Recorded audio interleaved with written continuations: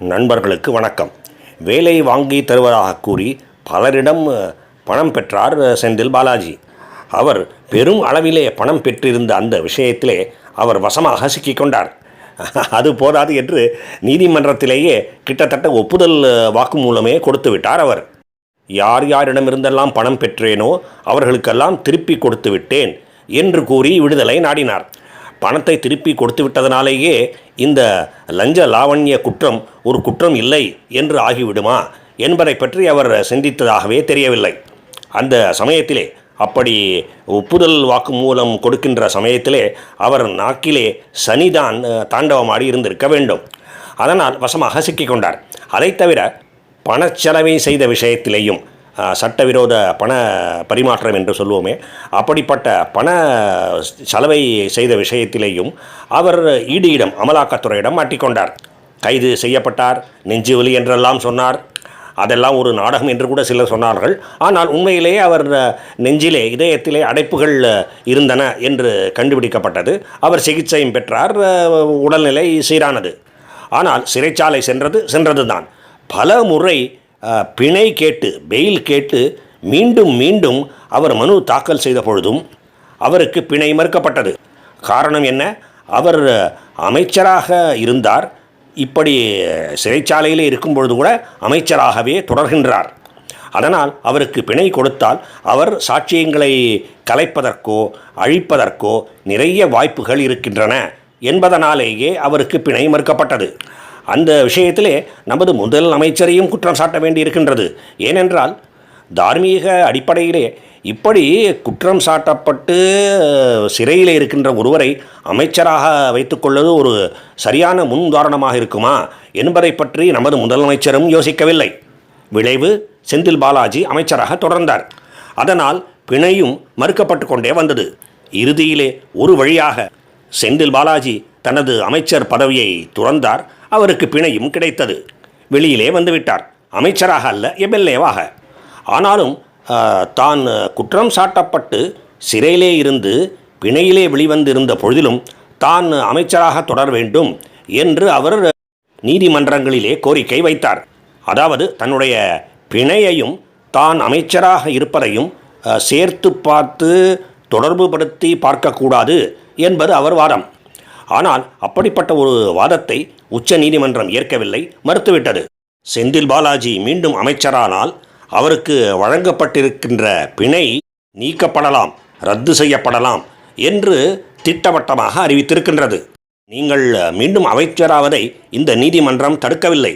ஆனால் அப்படி நீங்கள் மீண்டும் அமைச்சரானால் உங்களுக்கு பிணை மறுக்கப்படும், அதாவது பிணை நீக்கப்படும், நீங்கள் மறுபடியும் சிறை செல்ல நேரிடும் என்று எச்சரித்திருக்கின்றது.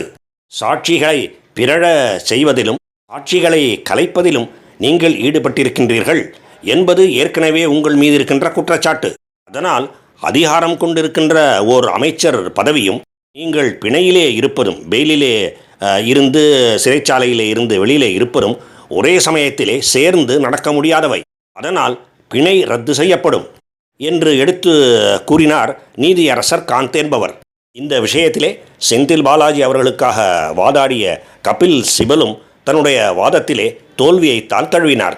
இதற்கு முன்பு ஏப்ரல் மாதம் செந்தில் பாலாஜிக்கு பிணை வழங்கிய ஆணையிலே அவர் அமைச்சராக தொடரக்கூடாது என்று தெரிவிக்கப்படவில்லை என்று செந்தில் பாலாஜியின் தரப்பிலே வாதிடப்பட்டது. அந்த வாதம் தோல்வியை தழுவியது. ஏனென்றால் நீதிமன்றத்தின் பார்வை என்னவென்றால் அவர் அமைச்சராக இருக்கக்கூடாது என்பது இல்லை. அவரை அமைச்சராக்கலாமா வேண்டாமா என்பதை நமது முதலமைச்சர் திரு ஸ்டாலின் அவர்கள் முடிவு செய்யலாம். ஆனால் அமைச்சராகவும் இருந்து கொண்டு பிணையும் பெறுவது செய்யக்கூடாத ஒரு செயல் என்பதுதான் நீதிமன்றத்தின் பார்வை. அதாவது செந்தில் பாலாஜி அவர்கள் பிணையிலே அமைச்சர் பொறுப்பு இல்லாமல் இருக்கலாம், அல்லது அமைச்சராக சிறையிலே இருக்கலாம். பிணையும் அமைச்சர் பதவியும் ஒன்று சேர்ந்து ஒருங்கே இருக்க முடியாது என்பதுதான் நீதிமன்றத்தின் பார்வை. ஆக சட்டத்திலே இருக்கின்ற எல்லா ஓட்டைகளிலும் அல்லது வெளிப்படையாக கூறப்படாத விஷயங்களிலே எல்லாம் புகுந்து பார்த்து தான் பிணையில் இருந்த போதிலும் அமைச்சராக மறுபடியும் ஆவதற்கு அவர் செய்த முயற்சி எதுவுமே பலனளிக்கவில்லை. இதன் பிறகுதான் ஒரு வழியாக செந்தில் பாலாஜியின் தரப்பிலே ஆஜரான கபில் சிபல் அவர்கள் அந்த கோரிக்கை மனுவை திரும்ப பெற்றார். வழக்கும் ஒரு முடிவுக்கு வந்தது. இதையெல்லாம் தவிர இன்னொரு விஷயத்திலேயும் ஒரு பெரிய இடி செந்தில் பாலாஜியின் தலையிலே விழுவதற்கு இருந்தது. இப்போதைக்கு தப்பித்தார் என்று வைத்துக் கொள்ளலாம். அது என்னவென்றால், உச்ச நீதிமன்றத்திலே தாக்கல் செய்யப்பட்டிருந்த இன்னொரு மனு. அந்த மனுவிலே மனுதாரர் தன்னுடைய ஒரு முக்கியமான கோரிக்கையை வைத்திருந்தார். செந்தில் பாலாஜியின் மீதான வழக்கு தமிழ்நாட்டிலே நடத்தப்படக்கூடாது, தமிழ்நாட்டிலே விசாரணை நடக்கக்கூடாது, தமிழ்நாடு அல்லாத வேறு இடத்திலே தான் அந்த விசாரணை நடைபெற வேண்டும். உதாரணமாக டெல்லியிலே நடத்தலாம். ஆனால் அரசு தரப்பு, தமிழ்நாடு மாநில அரசு தரப்பு இதை எதிர்த்தது. ஏனென்றால் எல்லா சாட்சிகளுமே தமிழ்நாட்டிலே தான் இருக்கின்றார்கள். அதனால் மற்ற மாநிலங்களுக்கோ டெல்லிக்கோ மாற்றக்கூடாது என்று அவர்கள் கோரிக்கை வைத்தார்கள். அந்த வாதத்தை நீதிமன்ற அமர்வு ஏற்றுக்கொண்டது, குறைந்தபட்சம் இப்போதைக்கு ஏற்றுக்கொண்டது. ஆனாலும் அந்த அமர்வு தன்னுடைய கருத்தை பொடி வைத்து கூறியிருக்கின்றது.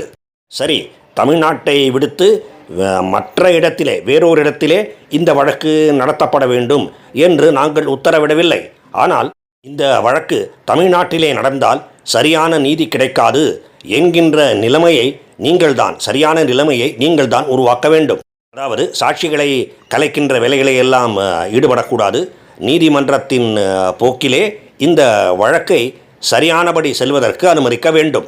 நேரிடையாகவோ மறைமுகமாகவோ எந்த இடத்திலும் எவர் மீதும் எந்தவிதமான தன்னுடைய அதிகார பலத்தை, இன்ஃப்ளூயன்ஸ் காட்டக்கூடாது என்றும் அந்த நீதிமன்ற அமர்வு கூறியிருக்கின்றது. ஆக தமிழ்நாட்டிலேயே இந்த வழக்கு நடந்தால் செந்தில் பாலாஜி எல்லா விதமான ஜெகதல பிரதாப வேலையும் செய்வார் என்று நீதிமன்றமே சந்தேகிப்பதை போலத்தான் இது இருக்கின்றது. இப்படிப்பட்ட அவப்பெயரை தான் சுமந்து கொண்டிருப்பதை பற்றி செந்தில் பாலாஜி அவர்கள்தான் யோசித்து பார்க்க வேண்டும். அவர்தான் மாற வேண்டும், அவர்தான் திருந்த வேண்டும். ஆக பிணையிலே இருந்து கொண்டே அமைச்சராக ஆகலாம் என்கின்ற அவருடைய கனவு தகர்க்கப்பட்டிருக்கின்றது. அதிலே எந்த விதமான தளர்வும் இல்லை. ஆனால் இந்த வழக்கே தமிழ்நாட்டை தாண்டி வேறு எங்காவது நடைபெற வேண்டும் என்கின்ற விஷயத்திலே அவருக்கு ஓரளவு தற்காலிக நிம்மதியாவது கிடைத்திருக்கின்றது என்று சொல்லலாம். ஆனால் தமிழ்நாட்டிலே இவருடைய வழக்கு எப்படி செல்கின்றது, இவர் எப்படி அந்த வழக்கை எதிர்கொள்கின்றார், சாட்சிகளை கலைப்பது அல்லது பிறழச் செய்வது போன்ற குற்றங்களிலே எல்லாம் அவர் ஈடுபடுகின்றாரா என்பதையெல்லாம் நீதிமன்றம் உன்னிப்பாக கவனிக்கும் என்பதிலே எந்த சந்தேகமும் இல்லை. அப்படிப்பட்ட தவறுகள் எல்லாம் நடந்தால் இந்த வழக்கு தமிழ்நாட்டிலே இருந்து வெளி மாநிலத்துக்கு மாற்றப்பட்டுவிடும் என்பதிலே எந்த சந்தேகமும் இல்லை. எனவே இந்த விஷயங்களிலே எல்லாம் செந்தில் பாலாஜி அவர்கள் நேர்மையாகவும் சரியான முறையிலேயும் நடந்து கொள்ள வேண்டும் என்பது தெள்ள தெளிவாக தெரிகின்றது. ஒட்டுமொத்தமாக பார்க்கும்பொழுது இது ஒரு நல்ல தீர்ப்பு என்று தான் நான் கருதுகின்றேன். ஆனால் என்ன செய்ய, செந்தில் பாலாஜிக்குத்தான் கட்டம் சரியில்லை. வாழ்க பாரதம். ஜெய் ஹிந்த்.